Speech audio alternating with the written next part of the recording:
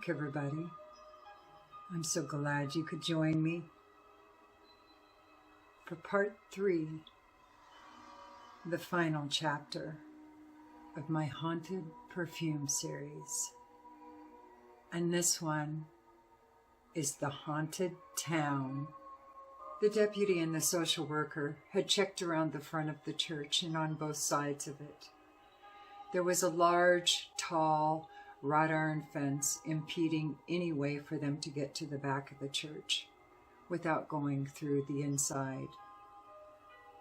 The deputy had just heard from the senior deputy and said that he had found himself in a big cemetery and was searching for the sheriff out there, and for the two of them to start searching the town. The deputy and the social worker started making their way towards the gas station.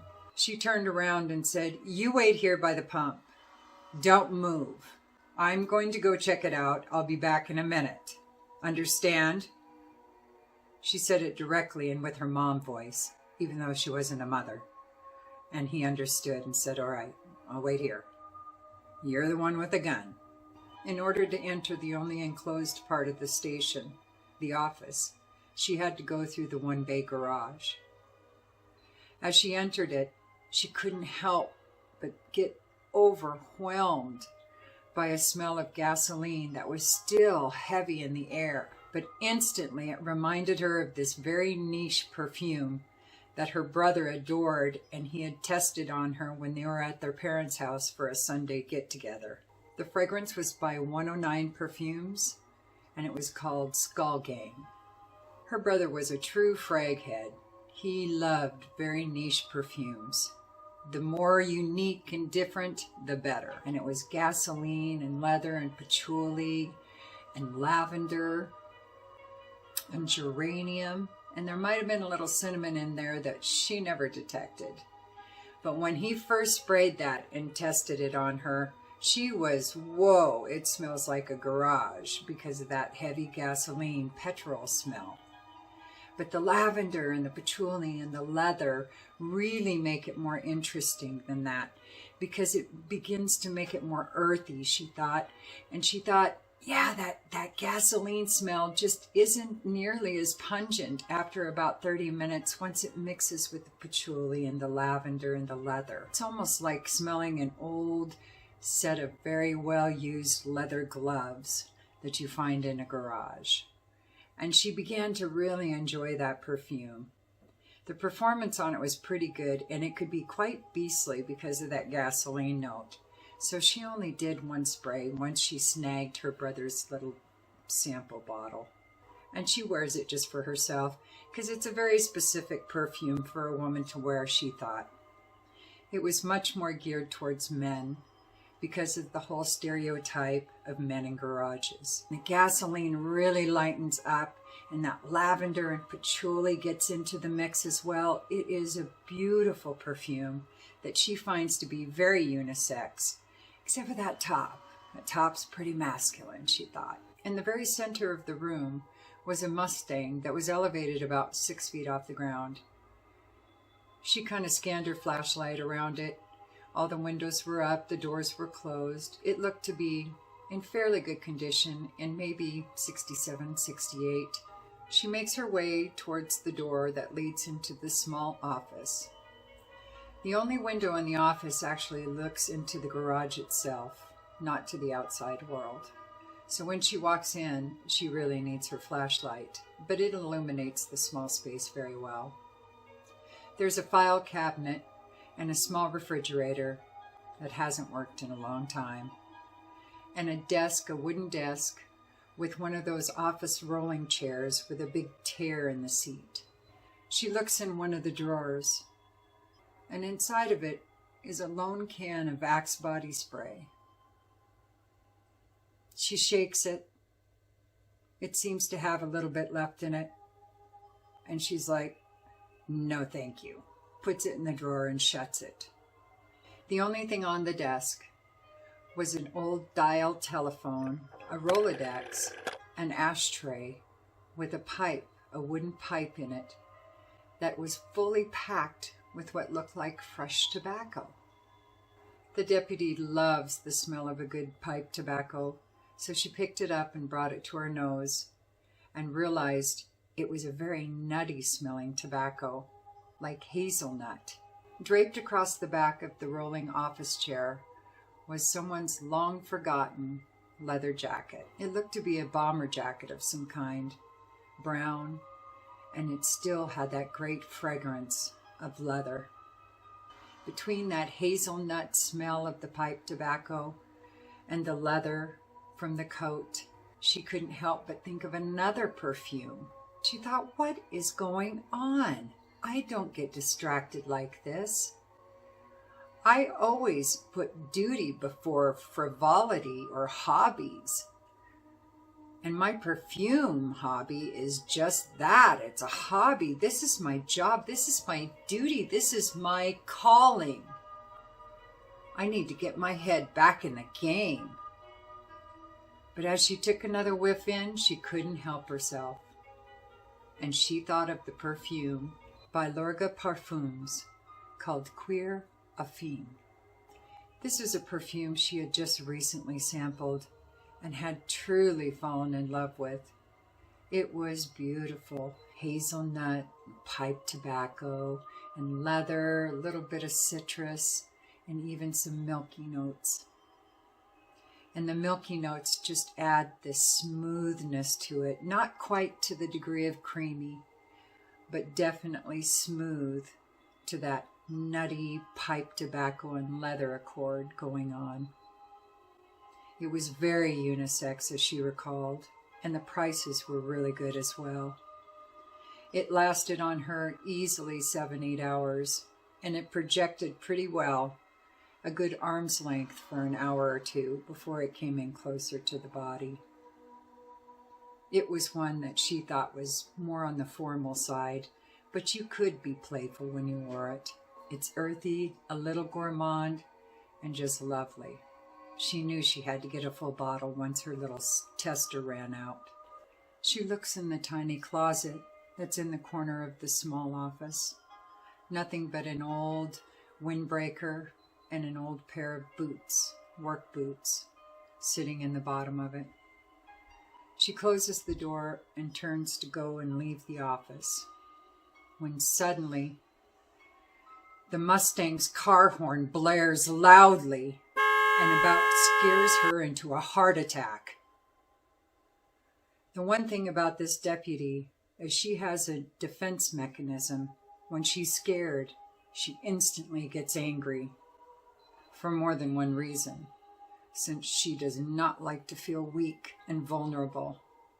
And also, when she's terrified, she freezes. When she's angry, she acts. Full of ire and rage for scaring her like that, she storms out of the office, looks around the garage, walks out of it, looks towards the pump where she left the social worker and the perpetrator of this horrible gag, and realizes he's not there. His flashlight is still on and sitting on top of the pump, but he's gone. There's one street light, and its sallow yellow glow doesn't illuminate a quarter of the street. But she runs out into the street and looks up and down it, trying to figure out where he went. She knows they're just playing a gag on her. She thinks, I've already been hazed once. Wasn't the clown and the furry in the supposedly stolen Lambo supposed to be my initiation? That's what I was told. Are they hazing me again? She calls the social worker's name over and over again. She goes to her car and opens the door, turns on the headlights, and honks the horns. She even turns the siren on and off several times. She thinks to hell with this and gets in the car and gets on the PA. She starts calling for the sheriff and the deputy and the social worker to come out, wherever you are. Joke's over. Ha ha. Got me. Now can we move on and actually do our jobs? And she sits there and she waits. And nothing. She decides to go next door to the house that's closest to the gas station to see if anybody's there. As she's going up the porch to this small little quaint house, there's a lattice on the left side of the porch that covers the whole length of it. And as she climbs the stairs and gets up on the porch, she's hit by this wonderful, thick, sweet fragrance of honeysuckles. And she looks, and that's the vines that are covering the lattice, is honeysuckles, and they are in full bloom. That heavy, thick, rich sweetness. And she starts thinking of this perfume that she just bought that she adores by Domaine Prive called Chevrefolie. Chevrefolie is just honeysuckle and some citruses, but the honeysuckle is so realistic to her. It smells so much like what she's standing here on this porch smelling that she can't wait to get back and put it on. It's a scent that's romantic and it's formal. It can be frisky, but not frivolous. Even though she doesn't much care for the bottle because it's easy to tip over, she loves the scent within and just can't even believe that she loves a honeysuckle perfume. That was something that her grandmother loved. Why in the world would she love something like that, she thought, until she smelled Domaine Prive's Chevrefolie. Performance is really good on it. 7-8 hours pretty easily. It projects about arm's length, goes to elbow's length, and stays there, she thought. Worth every penny. And actually, if you live in Europe, it's right at about the $100 mark, maybe a little less. But if you have it shipped here to the States, it gets into the mid-range point. Some people will interpret it as being more feminine because of that heavy honeysuckle note, but she thought she would love to smell it on a guy.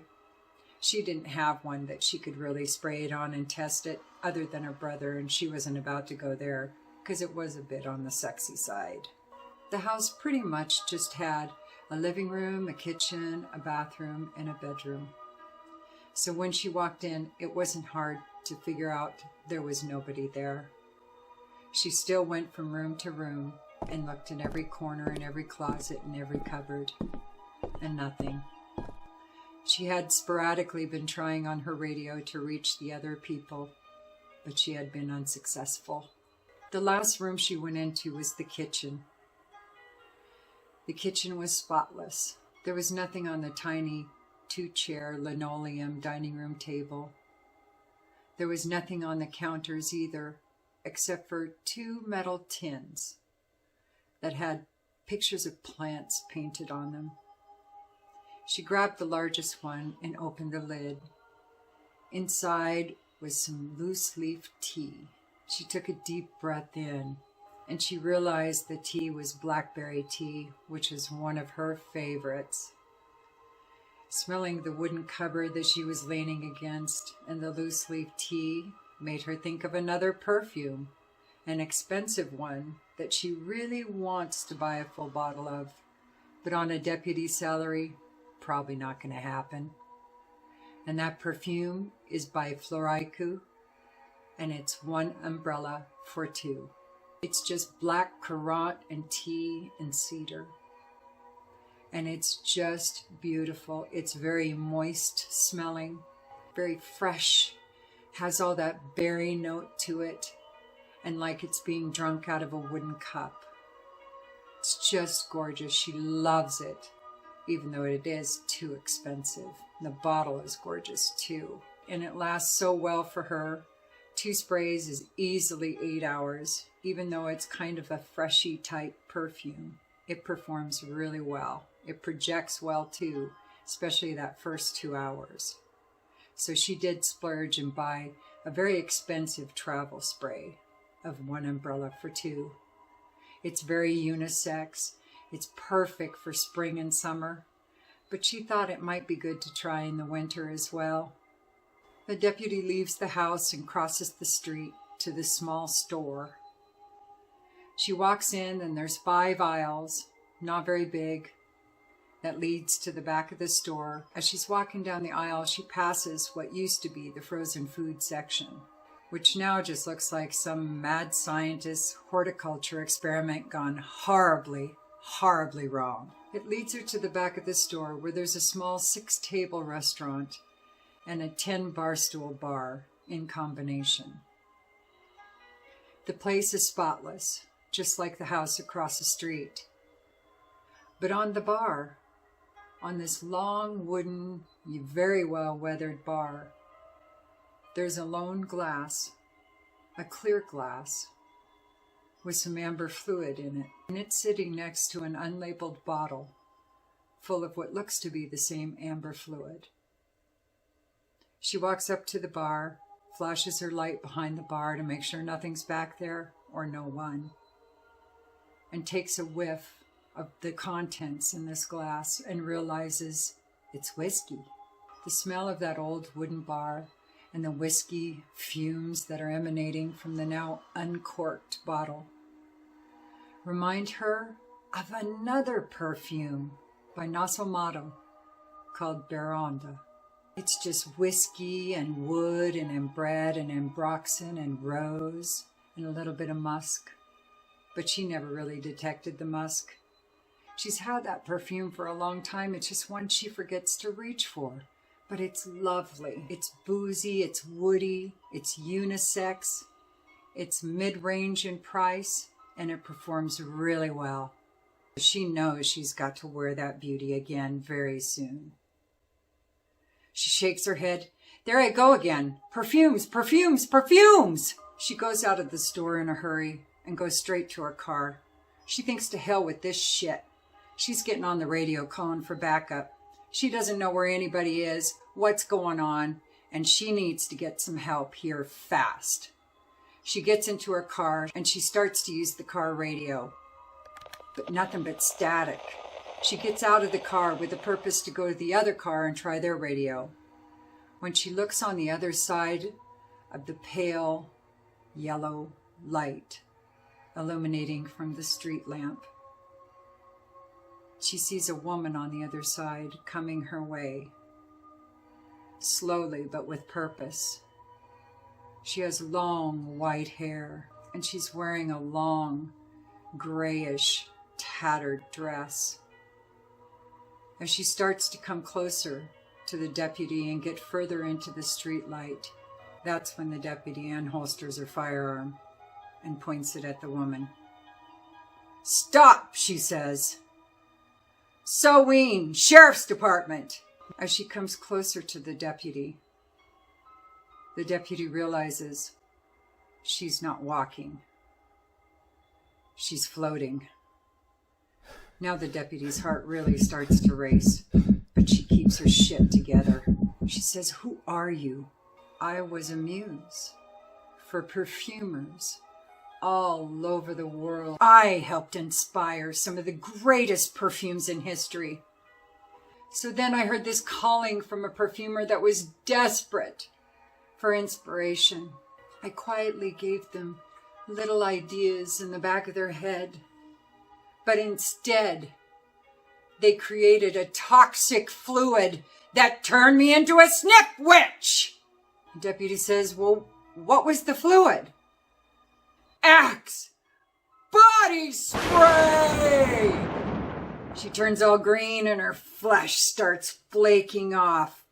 "Wow," the deputy says, "that body spray sure has an effect on you." "It isn't even body spray. It was chemical afterbirth. There was no way I could let that perfumer live. But before I could do anything to him, he sprayed that crap on me, and it turned me into a snip witch. That horrible stuff is like kryptonite to me, and I roamed these forests for many years, until I heard the calling of the town. They are a town that worships fragrances. They wanted to create the perfect perfume. So they were inspired by their favorite perfumes. And I thought, that will turn me back to a fume muse. I won't have to live as a sniff witch any longer. We lived so happy for many years. I would leave them all fun scent trails for them to follow, and that would inspire them for this perfect perfume they wanted to create. Between the apiary and the flowers and the trees and the soil and the stone, everything here, every trail you followed, every trail everyone here has followed, I created. For the town, I created it in order to inspire them. For you four, I created it as a test. Then came time for the town to decide which were going to be the 4 main fragrances that were going to inspire their perfect perfume. They would symbolize the inspiration. The shapes of the bottles would be bent in metal and put on top of each spire. This was the year I killed them. This was October 31st. It was the day I inflicted my greatest wrath. The deputy said, "Why? Why did you kill everybody? And why haven't you killed me?" The sniff witch said, "Isn't it obvious? You passed the test." Deputy thought back. What did I do? She said, "My kryptonite, Axe body spray. If you look at the highest spire, that was their #1 inspiration for their perfect perfume. And when you four came up here looking for them, I was going to decide if you would live or you would die.